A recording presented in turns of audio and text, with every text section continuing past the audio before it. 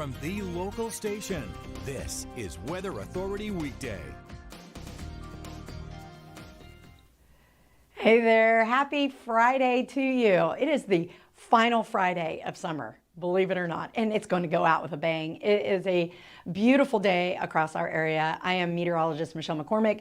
Good to be with you on the Weather Authority Weekday show. All right, taking a look at the Morningstar Marina, and it is so pretty out here. I so wish I knew somebody with a boat. It's a great day to be on the water. The winds are light. You can see that the little flag at the top of the flagpole isn't even barely moving.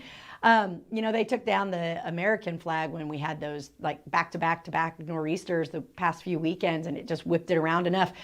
I don't think they're going to put it up this weekend. There were rumors that it was going back up this week, but we have another local nor'easter coming in this weekend with the winds continuously just hitting the coast from the northeast. We have another weekend of that, but check it out. 79 degrees right now at Mayport.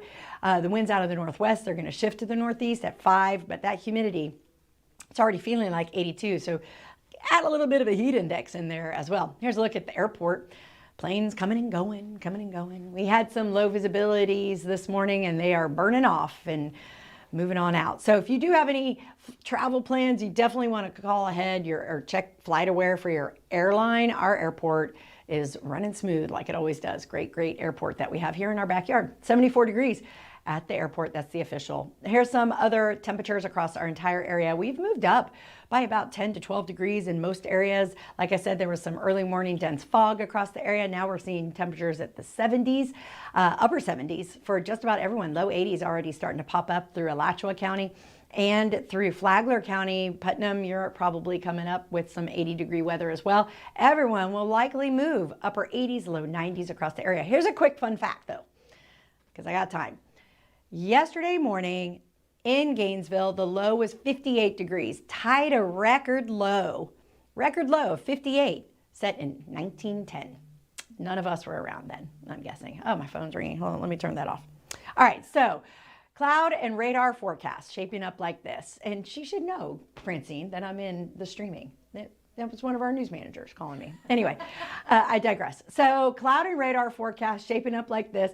The winds are going to be coming in from the northeast. This is going to be due to an area of high pressure that's hanging out over the Carolinas. It's going to move offshore, and with it's going to bring in those whipping winds to the beaches. We could see 15 to 20 mile per hour winds as early as tomorrow, even this afternoon, going into the weekend with the possibility of gusts up to 30 miles per hour. So you'll see here, there's some little stray showers that are popping up this afternoon. And keep in mind, this is just one of many models that we have. So can never rule out those little stray showers, especially when you have the onshore winds, right? Bringing in the moisture from the ocean. And then you have the heat of the day rising. And when the wind and the heat meet, that's where you kind of have that layer of convergence, which causes a little bit of rain.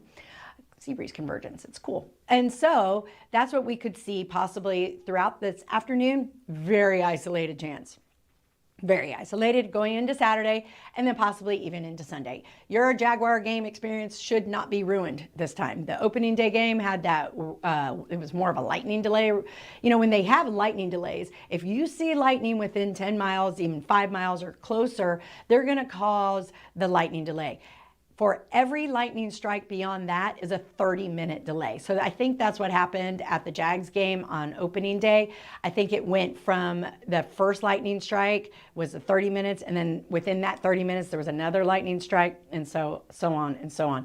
All right, let's talk about the tropics. Tropical Storm Gabrielle. There's going to be a new update coming up at 11 a.m. I do not expect it to be much different than the one that we got at 5 a.m.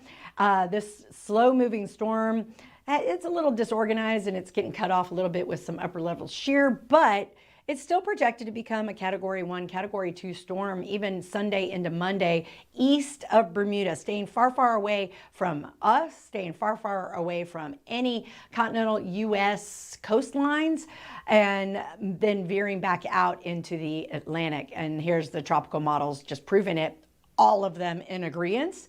There's no stray outliers here. They're all going up and around and then back into the Atlantic. The next area that we're watching is this one possibly in yellow. So the yellow blob just means that when the wave comes off the coast of Africa, starts to make its low pressure turn, which is the counterclockwise circulation, which indicates tropical systems, and it goes into this area indicated in yellow, that's where the formation could happen. And we've been seeing this almost the entire hurricane season so far. The next named storm will be Umberto with an H, and that is something we're watching with that 20% chance of formation in the next 7 days. So we're looking at next Wednesday, Thursday, even into late next week. All right, so hourly forecast for your finally Friday, last Friday of summer forecast.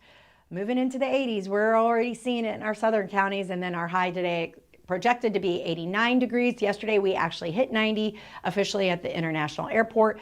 And here are some of those temperatures. Alachua County, Gainesville looking at 92. Some areas in southeast Georgia looking at 92. And we'll be in the mid 80s along the beaches.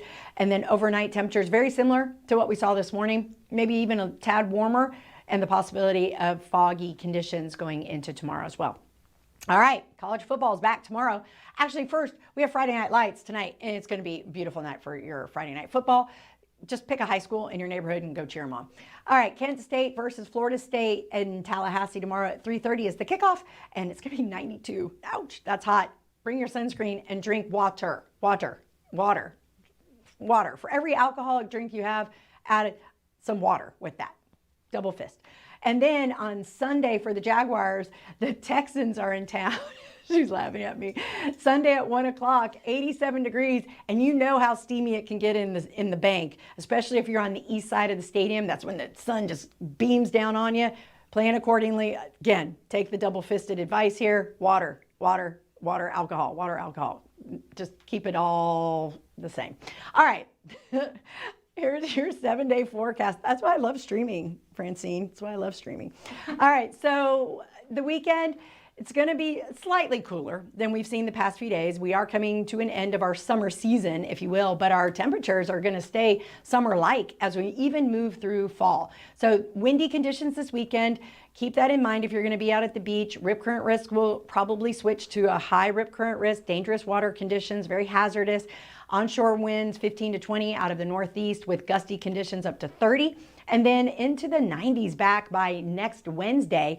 So even though fall is officially here, we're going to have those summer-like feels as we move into the first week of fall. So just keep that in mind. Also, fun fact, September so far is the 5th coolest September on record. We'll see how the rest of the next few days, if we stay in this 90-degree range, that could kind of drop us down in the list of top 10. But right now we're at 5 or 3 degrees where we should be on an average for the month of September. Anyway, tune back in at noon for the latest forecast. And again, of course, this afternoon with Chief Meteorologist Richard Nunn. We really appreciate you tuning in to the Weather Authority Weekday. I'm Meteorologist Michelle McCormick. Make it a great Friday. See why every day more people are choosing News 4 Jax, Northeast Florida and South Georgia's #1 source for local news.